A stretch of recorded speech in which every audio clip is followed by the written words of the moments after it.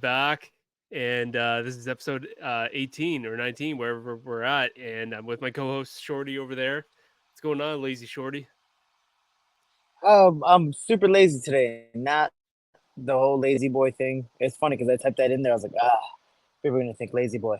No, I'm just tired. Today I woke up and luckily with my profession, I don't have a job where I need to go to, but obviously it's a good thing that I go to it. Um, Yeah, so for me, I was like, you know what, man, I'm not doing anything today, and I've been mentally very very tired. I've been doing a lot.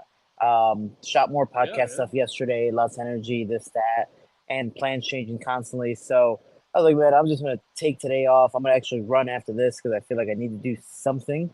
But Yeah, yeah. you know, I'm just tired, and I think today's a good mental break for me. How are you? You know what, man? I'm right there with you. You know, like when you were talking about you having just mentally, and I know you've been doing a lot, like all the podcast, obviously your training and possible fight in December. Like I know you got a whole lot going on. For myself, man, yeah, same thing. I think the last 2 weeks I've pumped up and it pumped out for me is a lot, and I think I pumped out like 6 or 7 interviews, and I did like two per day or two or three per day, and I had to all fit them in all at once. So for people watching MMA Unhinged, so what we're doing, I'm covering a lot of the unified MMA 59 event that's in Toronto, and normally they're in Toronto, and it's probably the biggest Canadian promotion. So I just been doing a whole bunch of fighters off that card, and like one guy and his opponent. There's a couple guys I missed just because management didn't get back to me on time or whatever. Actually, matter of fact, I had one management come back to me and they're like, "Well, I'm sorry, I thought your email was in my junk mail. Do you want to interview so and so like today or tomorrow?" I'm like, "Yeah, no, man. I'm like just sitting there like." Oh man, I feel better. Yeah, no. So it's just been a busy 2 weeks for sure for me as well. So I hear you, man. I hear you. But you I mentioned about the podcast. I know that's been really kicking off, and been having a whole bunch of different people, some interesting individuals. Like you had a comedian on not too long ago. I know that's going to be releasing pretty soon, eh? Yeah, so I love the Canadian how it pops out there at the very end, eh? But I've had a few people on. I think the last week was Biagio Ali Walsh. So that was a cool, fun story, and he dropped a really nice dime, like just a gem at the end. Where I was like, "Yo, why don't you start with this? This would have been great." I think after him, we had a guy named Raph Bebo. He was a state champion in was it Massachusetts, and then he just became an entrepreneur and started doing different things. So just trying to venture off of just MMA fighters. Then my brother was in town, so I'm like, dude, let's talk about his childhood. Let's talk about trauma and have some fun with that and make fun of each other at the same time. So my brother got to be on the show, which was Oh, that's hilarious awesome. because he's super emotional, so he wore glasses on purpose. And I'm like, dude, I know you're about to cry because you do this lip quiver, and the glasses are reflective, so I can't see anything, but you just see the whole like. I was like, I see that shit. That who else do we have? Man, I I think think Buddy from Eld, Goat Shed. uh, uh, Evan Elder comes on. I think on Wednesday is gonna be the episode that premieres on YouTube. So that's gonna be fun because he's a super super super religious guy, and MMA fighters and just people in general aren't as religious as back in the day. And this man is a like just everything Jesus, God, this, that. So, but it's like you would think again, at least my mindset. I'm like, it's gonna be a very goody two shoe episode. Dude, it was honestly the way he spoke made me want to go to church. Not because he was preaching to me and telling me like I need to do this or I should do that or I should better myself. Like just how positive he was and the way he spoke and just held himself up high and honestly the stories that he started talking about, like his rants, I wish I was like high or something because I was Yeah. tripping out on him sober. I could just imagine if I was high or on shrooms or just whatever. I'm like, dude, just you're amazing. Like you are glowing. You are Jesus personified right in front of me. It was amazing. But yes, we did have a comedian this weekend. Lana, she is super raunchy. She's actually been kicked out of places because of like she roasts people and people get that offended that they can't handle it and they end up kicking her out. Like it's really really fun. I think the last one was Roy Echevarria who fights on APFC, coming up for the title of the flyweight championship very very soon in November. And then who was the last guy we had? Oh, Mike Davis, Yeah, Beast Mike Boy. So Davis. Yeah. so he was on as well. So it's a nice mixture of episodes. I leave for Mexico this Saturday, so I'm trying to get as many as possible in there before I leave, so we can spread it out, weekly. Yeah. So two things. So you said you're going back. You're going to Mexico. Is that the fights that you're doing the commentating for? So two things. I was planning on going to Mexico to do my fight camp anyways. Okay. Lazy Boy is now, above 1 million followers on Instagram. This kid is ridiculously famous. It is phenomenal. I'm super happy for him. He has, all the Mexican greats shouting him out. Canelo, Julio Cesar Yeah. Chavez Sr. shouting him out. It's like, dude, this is any fighter wants those two guys to shout him out. Like it's amazing. So he's just his career has been everything to where he goes anywhere in Mexico, it's free. So he's like, dude, come down to Mexico. Like, we'll do the next training camp. I'll help you too personally. And Mike lives in Mexico City, and he goes, we have the PI here as well. So like, we Yeah. have bodies. He goes, plus I have a name. You're in my corner. You have a name now more. So you come on in, like people are gonna want to fight us, like in a good way. They're gonna want to train with us. So we're gonna have Yeah. a team for free. So he's like, come on down. So I'm gonna go to Mexico. But coincidentally, I stay at the upper house, which is all the Mexican fighters. So Tarzan and another guy named Irvin fight in Lux in Tampico, Mexico,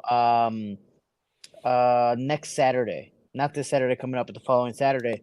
And they're like, dude, do you want to commentate for the event? We found an opening. I was like, hell yeah. So I'm gonna commentate for Lux on UFC Fight Pass October 11th in Tampico, Mexico. I just got that confirmation done today about me flying to Mexico City, showing there for a couple days in Mexico City, Tampico, and then Tampico back to Mexico City to continue my training camp.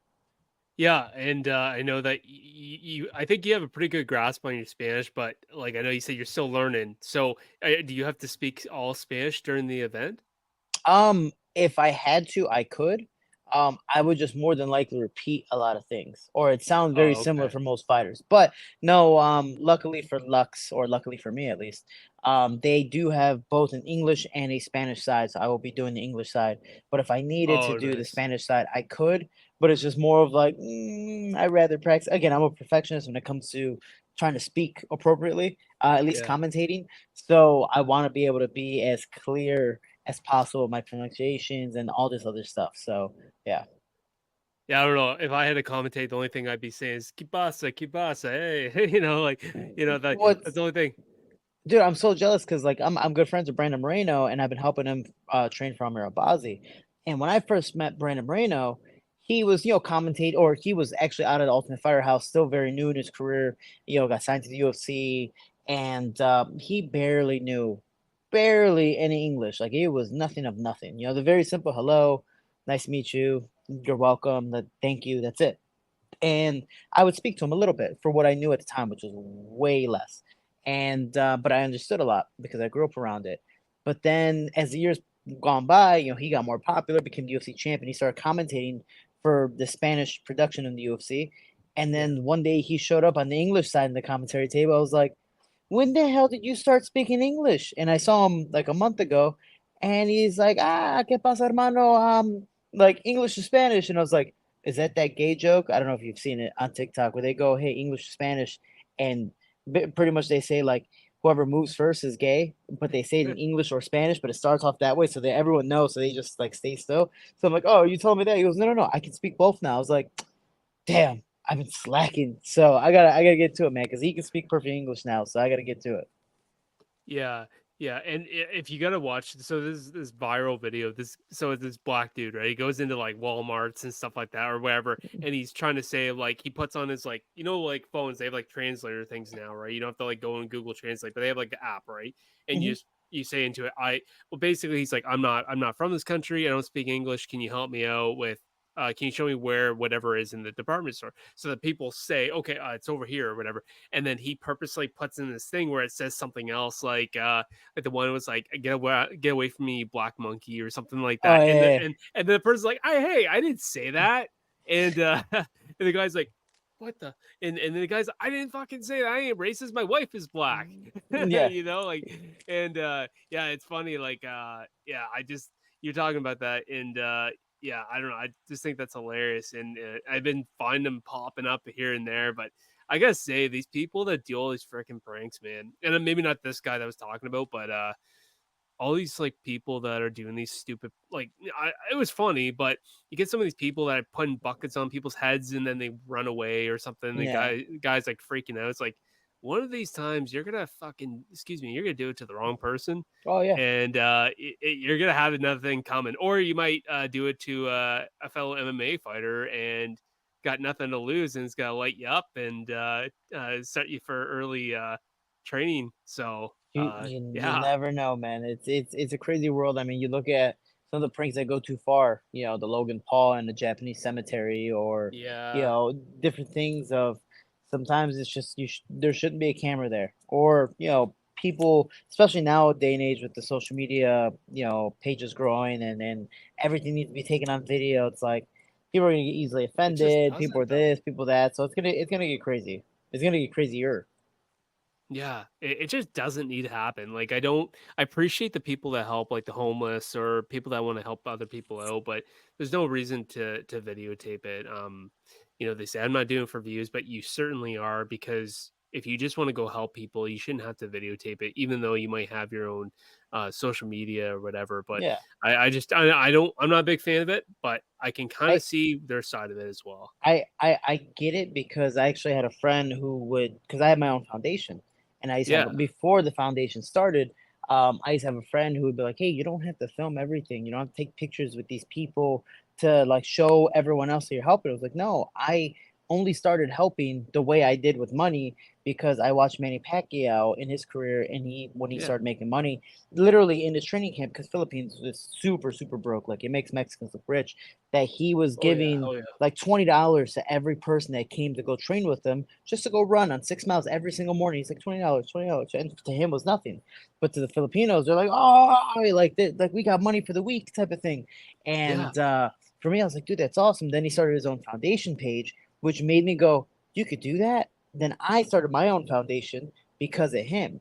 And there's also another page. I think it's called Jesus something. I can't remember the guy's page on it on TikTok, but he goes to a bunch of Mexicans specifically because he's Latino, and he goes to like local street vendors selling, corn in the cob, or ice cream, or the Mexican workers at Home Depot, and he goes and he's like, I don't know if you've seen the video. He goes to Mexico, like a Home Depot, and he's like, "Hey, I need four guys. We're gonna do this job in a pool." And they're like, "Okay, yeah," and they all jump in. They're like, "We're gonna go to Disney World and jump in the pool there and have fun." And he takes them out for Disney. Then he gives them all yeah. 500 each, and then literally, that page, because he helps so many unfortunate people, that and hardworking people, that he ended up getting sponsors from like T-Mobile or Verizon, or housing companies, and it gives them money to use for these videos to help the guys that they help. So again, like I understand the thing of like,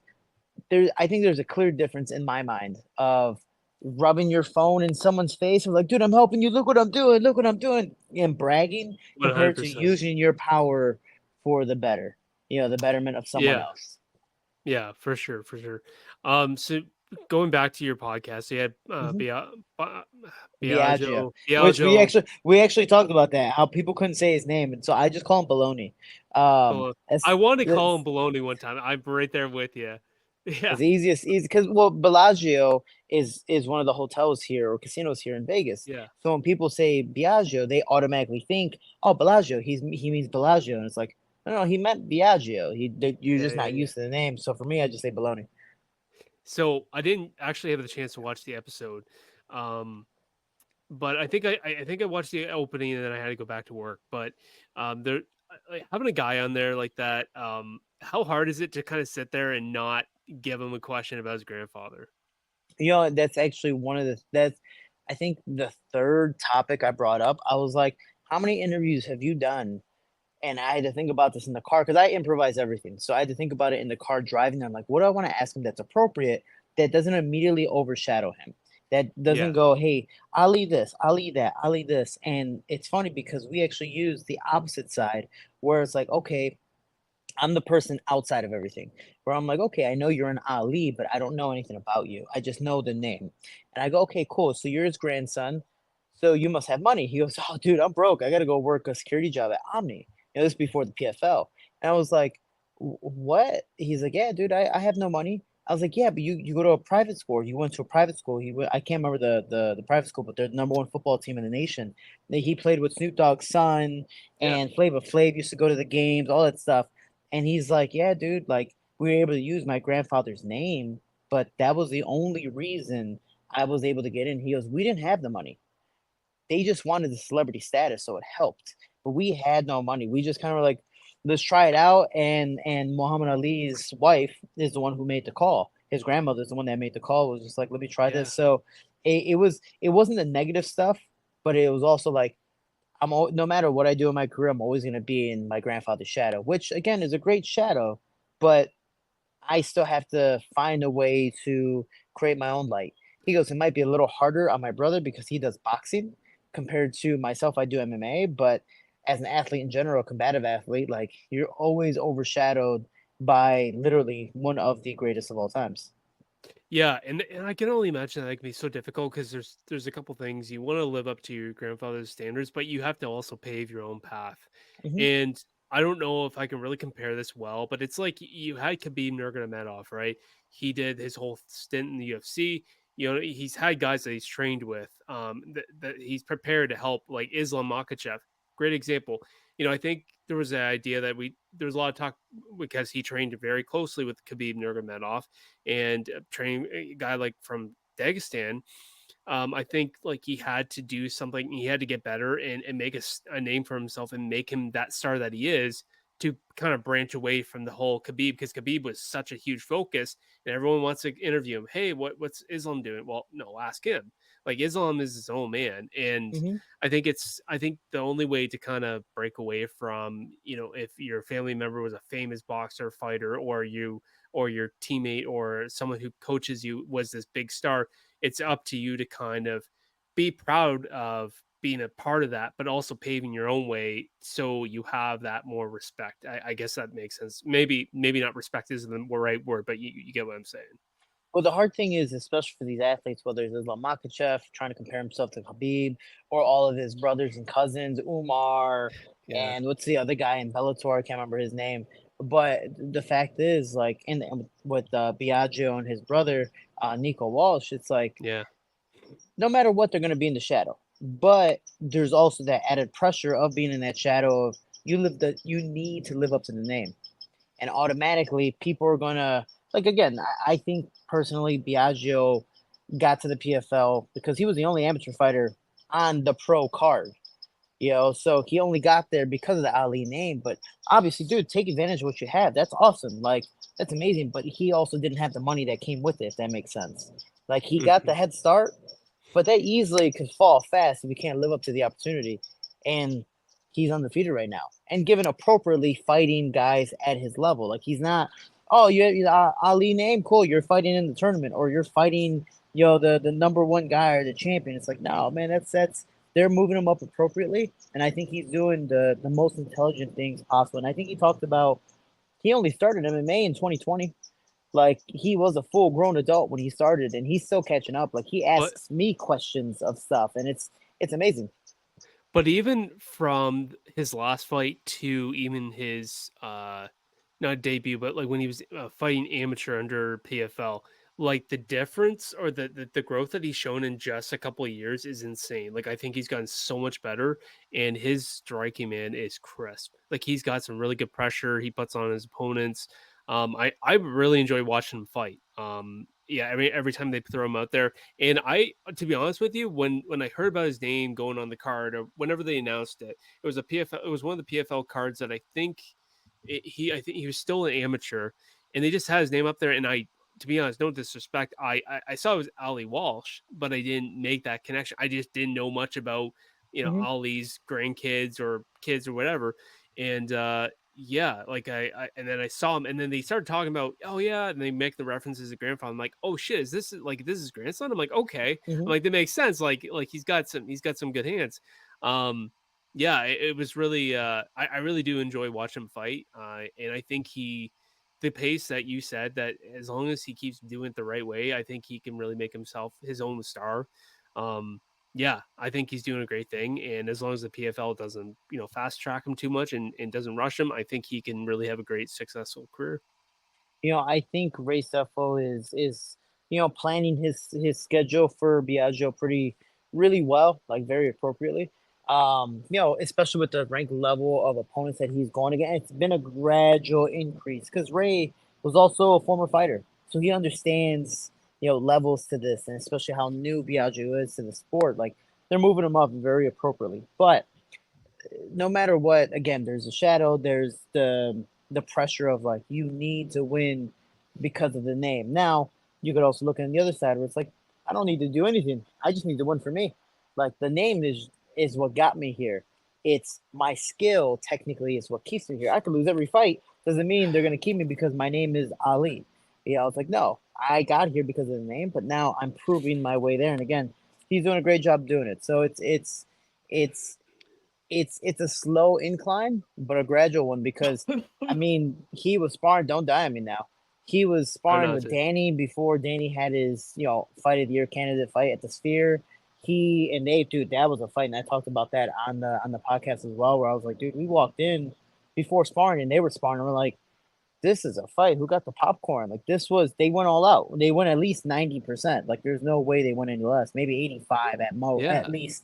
And then he's followed Mads, and Mads, you see his performances as the main Oh event. yeah. Like Mads puts it on him, and Biagio is slowly getting better. Because it's like I can only take so many ass kickings. I have to, figure some stuff out. And it's Yeah. he. I mean, he talked about all on the podcast, man. He's a smart person, and that's something that is extremely admirable for having such popularity at such a young age.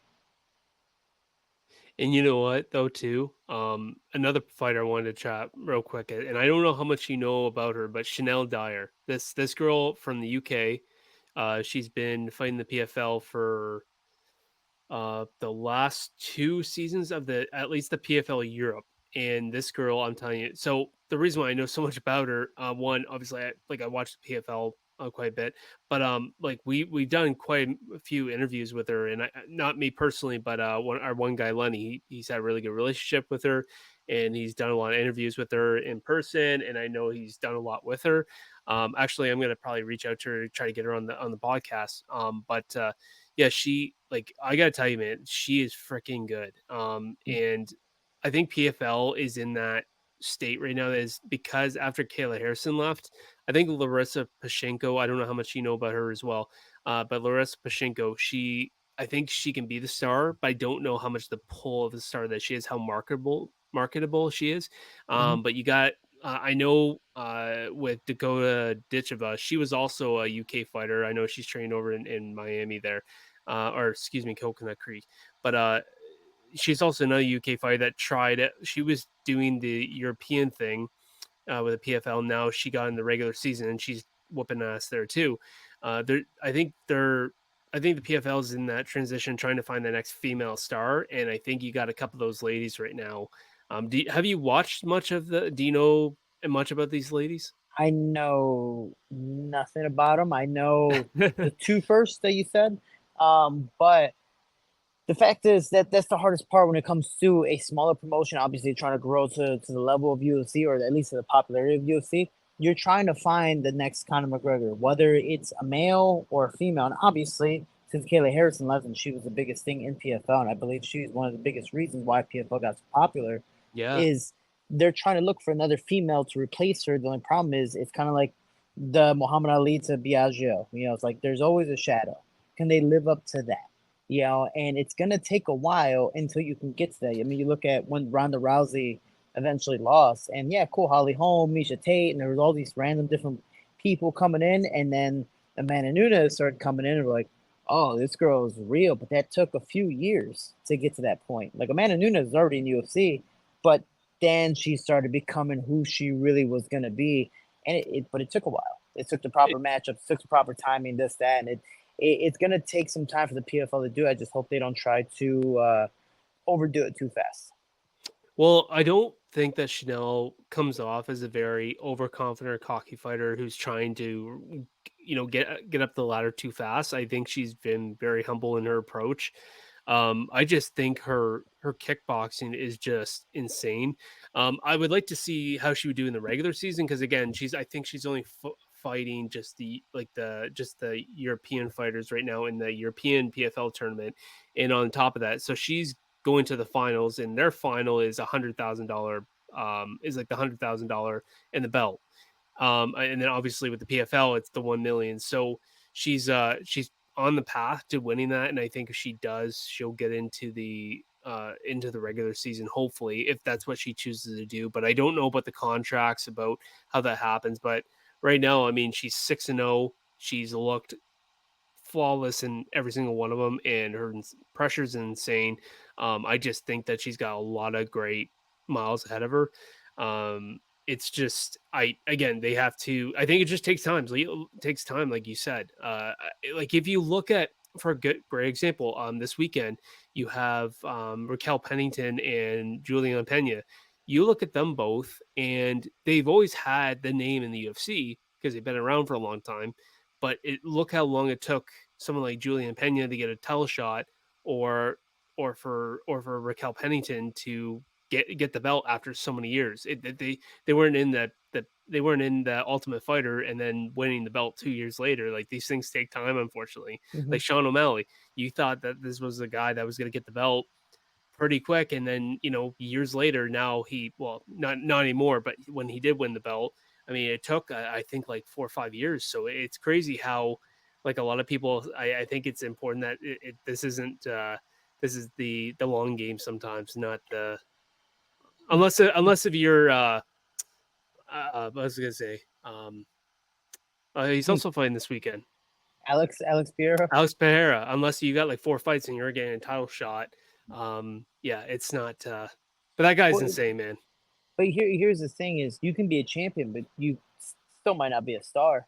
You know, like you Yeah, that's the hard part. Is you look at Marab, you look at Max Holloway, you look at all these guys now. Max Holloway, yes, is a star now, but dude, he had to fight the entire division to yeah, finally get that title shot. Marab kind of semi did the same thing, but he beat stars and people like again, he beat multiple former champions, and people were like, like he's good, but it's also styles make fights. You know, I think like so. this is why I that's why they made all the memes of like Dana White being super upset with wrapping the belt around Marab because they're like, damn it, like Sean was our guy. Sean was the next Yeah, Connor. We made the Sphere event literally just for Sean and everyone else is included. But Marab obviously stole the show. He performed, but the fear is he going to be that superstar? I personally, I mean, again, I hope the best for him, and this is no disrespect, but I don't think he has a star power as Sean O'Malley. Now, could that change? For sure. Something could always flip. Look at Masvidal. Masvidal was always popular, but it wasn't that star. And then out of yeah, nowhere, he starts fights in the back and then throws a flying knee against, Ben Askren, and bam, his life has changed forever. Now he's a superstar. So everyone's very different. Their moments come at different times. But when you have a wrestler or wrestling or grappling based fighter like Marab or even Habib for a while, like not many people are huge fans of that. They still want to see, even though it's MMA, they still want to see a boxing or a kickboxing fight. They want to see someone get knocked out. So that's the more difficult thing I would say is like Marab. I don't see him being a superstar at least not anytime soon. The same thing with Raquel and Juliana Pena. Like they've been in UFC for years and still don't have that quote unquote star status.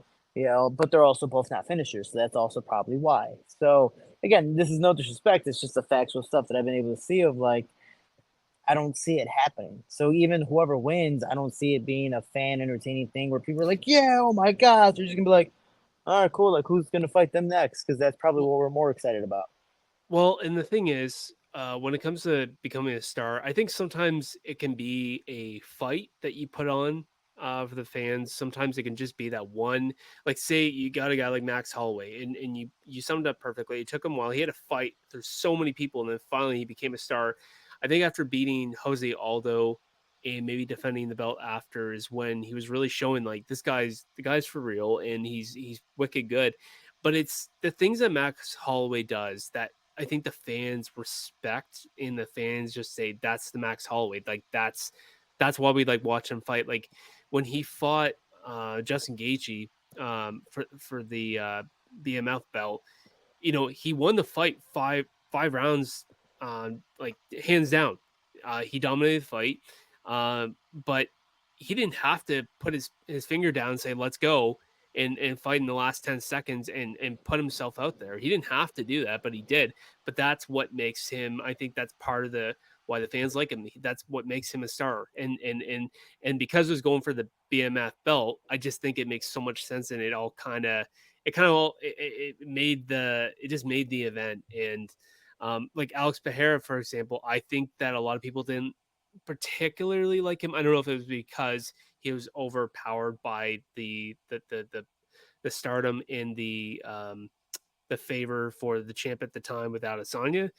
But Mhm. after like he beat Asanya and then obviously he lost and then went up the weight class, and when he started kicking ass up there, I think that's his moment. And also he did like people, I don't know how much people knew about him from kickboxing, but he had the kickboxing career. But just coming up, it's because the way he knocks people out, and he just puts people cold. And it's just sometimes it just takes one performance. Sometimes it's the character they put on, the way it's all about engaging people. It's making people want to come out and watch. Yeah, I think You, that's you know what I really want to see that I think would make that bantamweight division for the women's division more popular is if okay. Shoot, Shevchenko bumped up and fought the champion after this fight. that very well could happen. Like, what's next for Shevchenko? Like, does she defend the belt that Shuri won and has defended multiple times already, Yeah, or does she try to go for another weight class, which she has fought before when she fought Nunes? It's like that makes sense, and it's two people I think stylistically that she can. I wouldn't say dominate, but that she can beat pretty soundly. So again, I think this is more strategy wise, but I think yeah, why not? And plus, you're already towards the end of your career, like make it a highlight. Look at Alex again. He's at the end of his career, but he's like, I guess I'll do it. I'll bump up, and he bumps up and wins another belt. You're like, what the yeah, like? Yeah, do it. So I think that would make that division fun, and that's another woman you can highlight, like you did with Ronda Rousey, Amanda Nunes, and then you would have Shevchenko being the next quote unquote superstar for however much longer she has in her career, and then she can I, have maybe those final fights, maybe another Alexa Grasso fight if that's the case, but stuff like that. yeah. Well, and the thing is, if she does jump up to bantamweight, yeah, with either one of those ladies, I know they're both tough, and I was gonna ask about what you thought about that matchup as it is this weekend. Um, I both ladies are really really tough, and this is kind of Hmm. a fight, and I don't want to like jump too much into the fight itself, but this matchup is both these ladies are both super tough, and I think that's what it's going to come down to with this fight. But that being said, if Shevchenko were to fight any ladies, and I don't mean to disrespect them, I just think that she probably would have really good. She would have a lot of the favor on the feet or stand up. Julia Pena is not afraid to get hit. I don't think Julia. She just presses forward, and that's her mentality. And I mean, same with Pennington. I think they're just both tough ladies that don't quit, and Hmm. Pennington really showed that when she won the belt. It's just but we got to see how that one plays out. And then if they do have Shevchenko bump up, then great. But I also heard another rumor that they were trying to put a fight together with Zhang Weili and Shevchenko, and Weili would jump up to fight Valentina. So that would be a really interesting matchup. But I think Zhang Weili is a little small. But hey, She's it's fun. really strong though. She But is she's really so strong, and strong. that's yeah, it makes the fight interesting, man. That's I completely forgot about that, and that does make the fight interesting. But Yeah, I think if we want to talk about the bantamweight matchup, I think Raquel Pennington wins the fight. I just solely because of size. I just think because that she's longer and taller, that she's yeah, going to be able to outbox Juliana. Now, both of them don't really move their head much. I think Raquel moves it a little bit more, and because of that, and because of the length and how they both strike, I yeah, think. And again, no disrespect to Pena, I think she's a very tough fighter, but she's not the cleanest fighter. She's more of a kind of a dirty boxer that's making a brawling type of fight. Yeah. And that's how she did it against Nunes. And eventually tired Nunes out, was able to take her back and choke her out. But Pennington is more of a stylistically technical boxer that wants to make it a clean fight. So if Juliana can get close and make it dirty, awesome. But if Raquel can keep that length and keep that jab out and keep the straight punches, I can see Raquel winning it. Now, I don't see it going to decision or to a finish. I see it going to decision because again, both these women are tough and they both know how to survive against very very tough opponents. So I can see it going to decision, but I see them both getting hit a lot because there's not much head movement on both ends. Yeah, they do. I noticed with both ladies, they throw a lot of. They don't move their head a whole lot. They take they have the mentality of taking a shot to give a shot kind of Mhm. approach, and then I they throw a I lot of approve. straights. Sorry, what's that? No, I approve because I pretty much do the same thing. I usually Well, take two to give one, but you know it all depends on the day. well, well, it's and they throw a lot of straights. And I think Julia does throw some overhands, but again, they're very sloppy. So it's I'm still like I know that people are like yap about the fight. I if I get a chance to watch it, I probably won't because I'm going to my brother-in-law's wedding this weekend. But if I do kind of pull out the phone and kind of like start streaming or whatever, maybe I'll catch a little bit of the fight, but I'll probably be half in the bag. So I don't know. It is what it is. I can't catch them all like Pokemon. So yeah, it is Uh, what it is, man. I'll be just getting to Mexico then. So if I catch it, I catch it. If I don't, I usually don't watch any of the fights anyways, regardless of who's on it. So nah. But yeah, and another, and then obviously I was gonna get to the Battle of the Giants here, but and then you have Alex Pereira and Cal Roundtree Jr. This is I don't know, man. I didn't give this fight much of a thought though. What are your thoughts about this matchup? You know, Roundtree doesn't shoot, which It's wild. I mean, and I get it's a pride thing, so I highly doubt he's gonna shoot in this fight. Like he wants to prove his status. And Good luck. I bet he hits hard and all that stuff. But you also have to understand you're fighting a world champion, multiple time world champ kickboxer who's Yeah, not just a world champ kickboxer, but also world champ in MMA who can now mix it up for the most part pretty soundly to where he can win two belts. Dude, his biggest weakness is on the ground, and you're gonna ignore that. Like I get and I really do believe the UFC. I'm not saying it's feeding Alex Pira. I just think stylistically, it's a much better matchup than they had with the Russian or the Dagestani that was gonna fight or that was in line to yeah. fight Alex. Mega Med, But ankle off. it's like, dude, take him down. I get like even Yuri Prohaska in one fight was like the first fight, he's like, screw it, I'm gonna take this guy down because this is where I'm gonna win. Given he couldn't hold him down, and again, kudos to Alex for being able to know that he needs to work on his stand-up game and then not even worry about jiu-jitsu defense, just worry about getting up. And he did that soundly and obviously was able to win the fight. But the fact is, it's like you got to take this man down. And I, as I'm not trying to say he's going to lose, but if Roundtree doesn't make it a up and down dirty matchup and keep this fight close, he's going to lose the bout. You know, Yeah. it's you need to mix it up against a guy. You can't make this a kickboxing match. And I say that pridefully with myself because I'm a wrestler, but I'm like, no, I'm like Justin Gaethje. I want to fight. You know, I'm not gonna mix in any type of takedowns, even though I'm a good wrestler. Like I want to fight, and every once in a while, I'm like, man, I probably should have mixed in some takedowns. This would have really helped me out. So I'm trying to give that advice to Khalil Roundtree because that's what's really gonna help you out against a longer, taller, and probably stronger guy who's been at a different weight class and fought some higher level guys.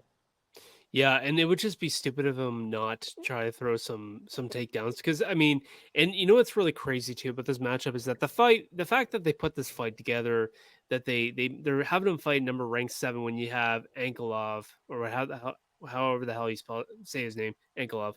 Mhm. You got him sitting there who should be the one fighting, and he's sitting on the sidelines like, what WTF?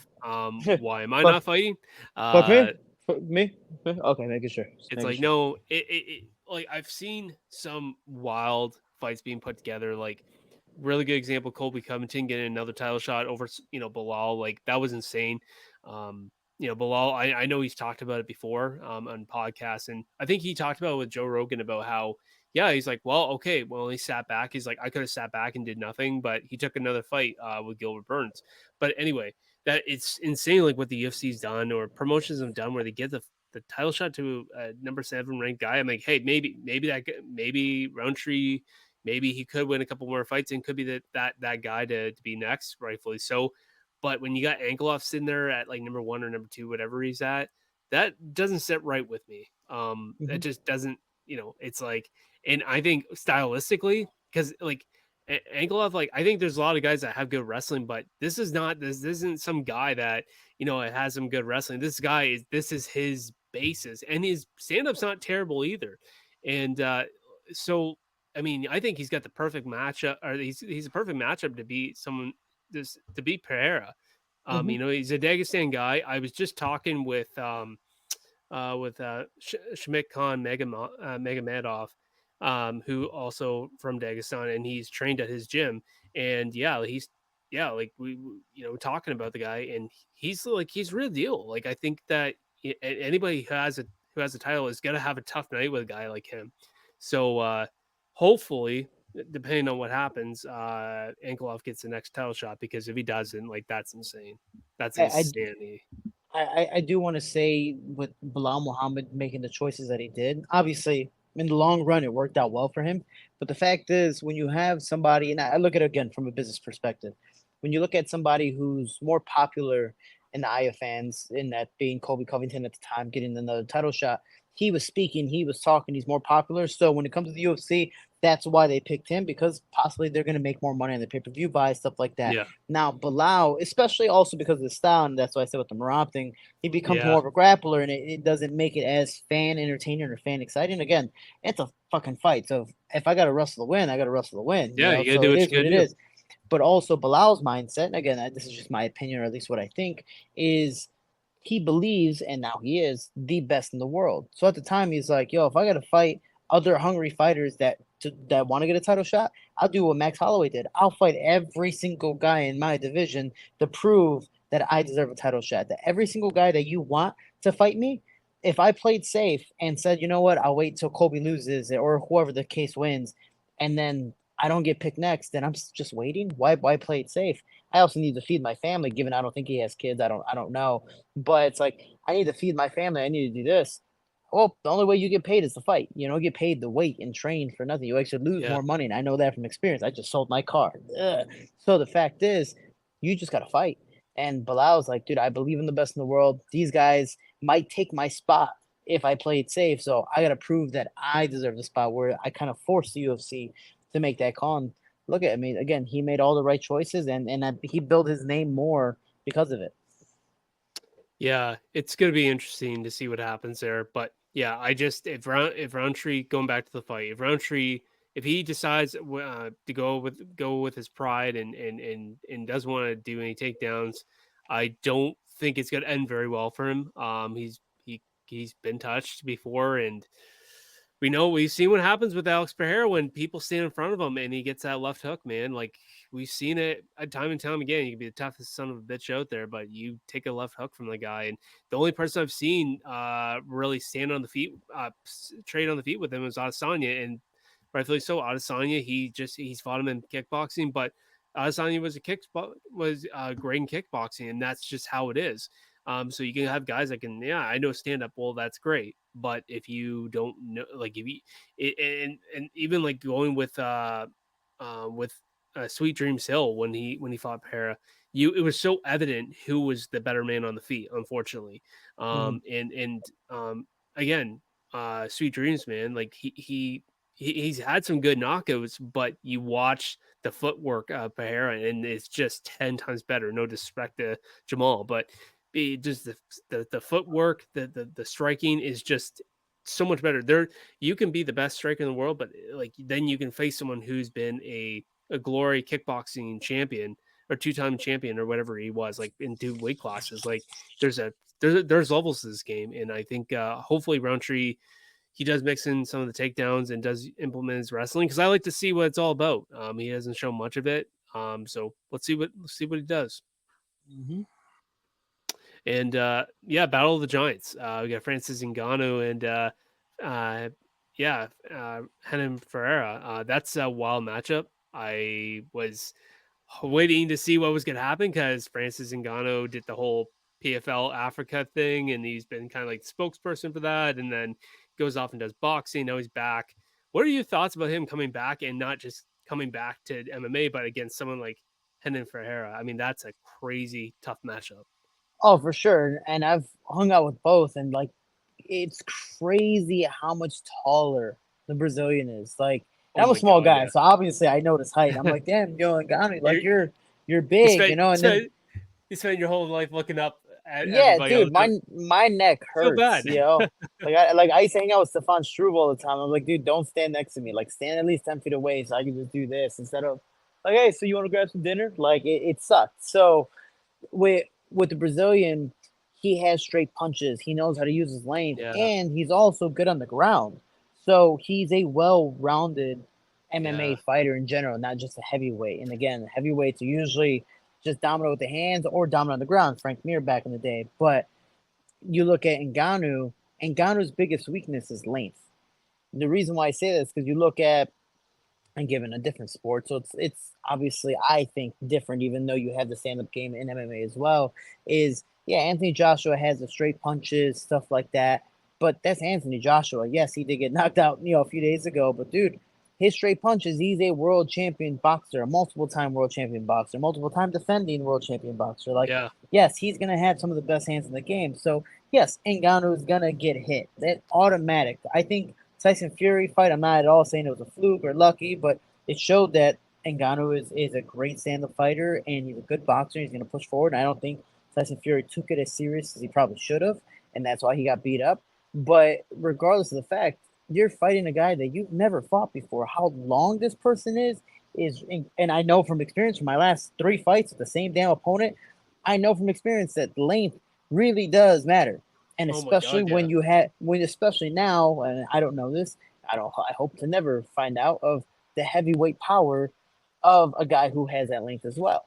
Literally, he's John Jones, but as a heavyweight. But when I say a heavyweight, I mean like a natural heavyweight that actually has to cut down to make heavyweight. That's how heavy this man He's is. So it's ridiculous. So I think stylistically, it is a bad matchup for Ngannou.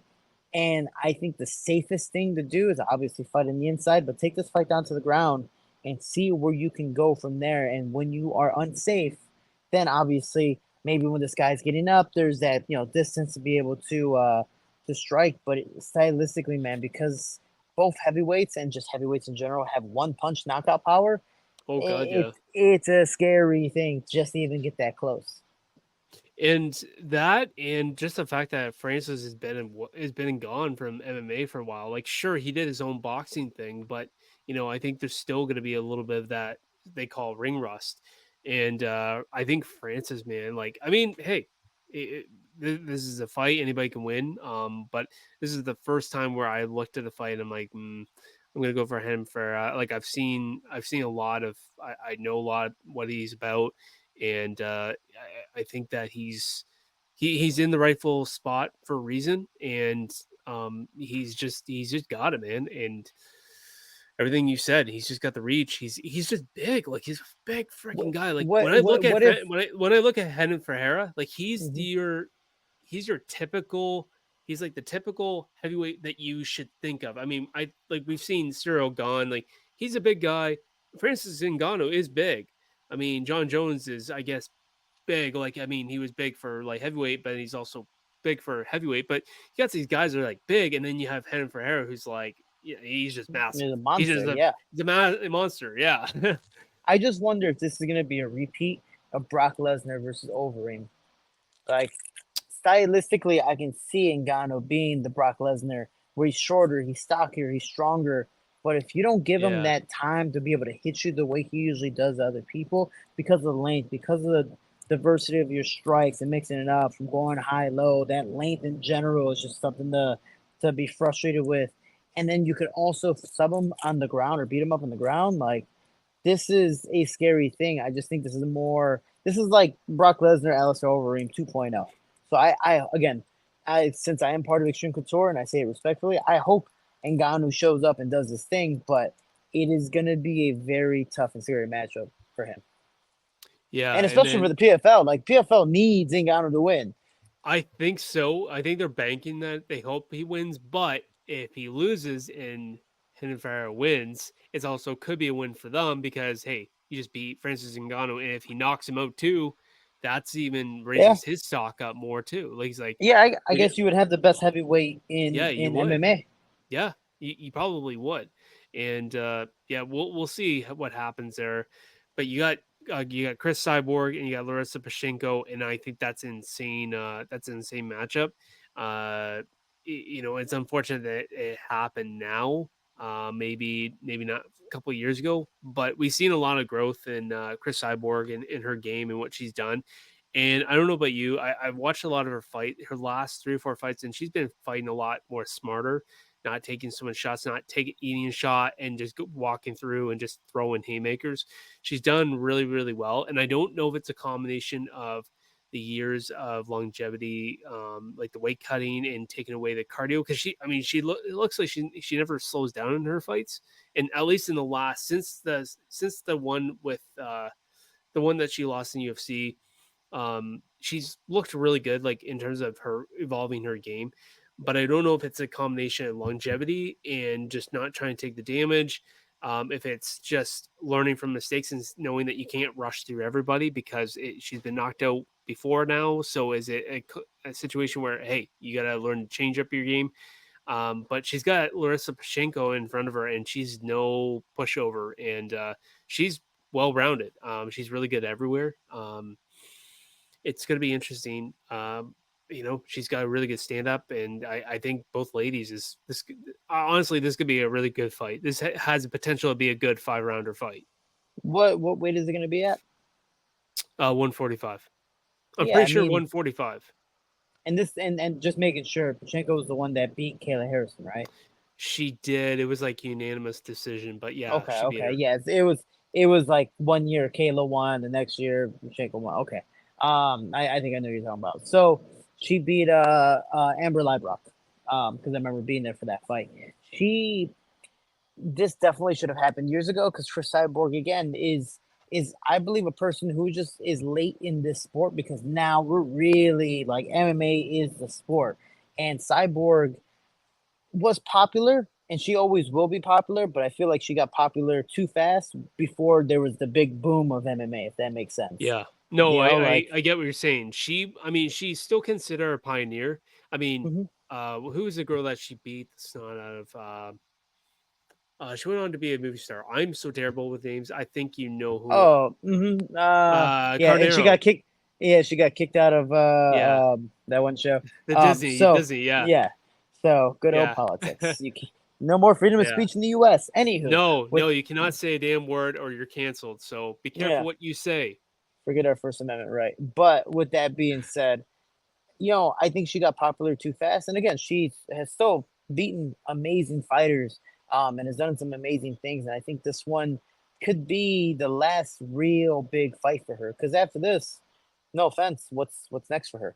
Like Yeah, whether she wins or loses, if she loses, does she just fight the regular people who are in front of her that she's been doing and dominating them, or does she just what? Like, does she go try to go back down? Because obviously that's not healthy at her age. Like there's no big names at 45 besides the opponent that she's fighting now. So yeah. hey, it's a fight that I think should have happened earlier for her, but I think it's a great time for her opponent.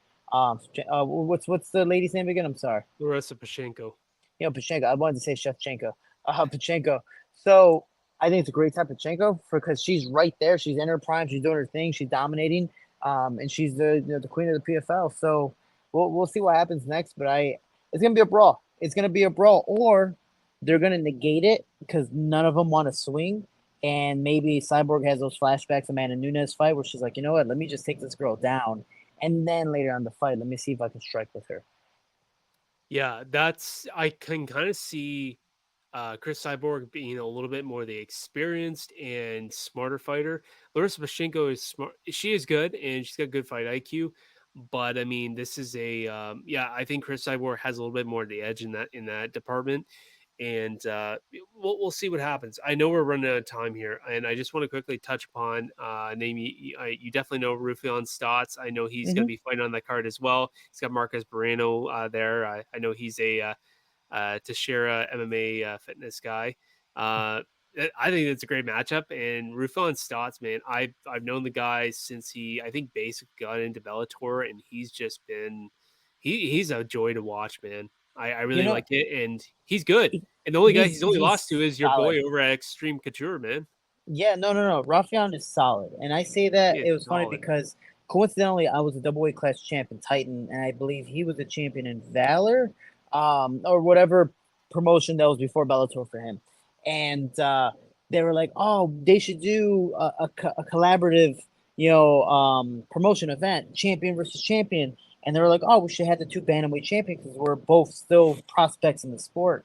And the collaboration never happened, so I never got to fight Rafian. And Yeah, then years later, I got released from the UFC. Rafian's already in Bellator, and I was gonna fight my debut against Amir Abazi. And I'm training at Rufus Sport where he was at the time, and we're going. He's my main training partner, and I'm having fun with him. And now Rafian is another Division two wrestler like myself. yeah, Jiu-jitsu black belt, yada yada yada. But he was just like at another level, dude. I remember telling him, I was like, you remember we were supposed to fight? He goes, yeah, yeah, yeah. I'm glad that fight never happened. He goes, why? I was like, because I was still a flyweight at the time. I was like, dude, because I'm just too small for you. Like, you are like, anytime I grabbed him, I just felt in danger. Like Rafian is a solid, solid guy. So when I was helping Patchy get ready for him, just it is what it is when it comes to changing teams. I was like, Rafian is tough, man. You can't let him grab you, do this, and then obviously need him. So never got to that point. But yeah. I would have loved to have seen how much different that fight would have gone if it, obviously if that knee never happened. If that fight would have ended up on the ground, how well Patchy would have been able to manipulate some stuff, and how well Rafian would have been able to do the same thing. But the Rafian's really learned from his mistakes. He's coming back, and he's still that. I wouldn't say the gatekeeper, but he's right there, to get that title shot again. So yeah, we'll see what happens. I don't know much about his opponent, so I can't say. But man, if you take Rafian to a distance, you are a tough, tough fighter. Yeah, and he's just tough and he's just damn good. And I mean the fact that his last loss out of all of his fights, I don't know if it's his only loss. It what Hmm. I mean, yeah, it was your boy over at Extreme Couture. Like it's crazy. He's he's just freaking good. And I mean like there's no shame in losing against the best guy. That Hmm. I think he's there's no shame in getting beat by the best bantamweight, probably out there. I don't know about UFC. I don't know about every single promotion, but I mean, he's there's no shame in losing against one of the best, and knowing that that's if that's your only loss, really. I mean, that just goes to show you that like there are levels and shows you how good you actually are, but maybe or maybe it just wasn't your night, and he could easily beat him in the next fight. So it's yeah, I'm excited to watch him fight him.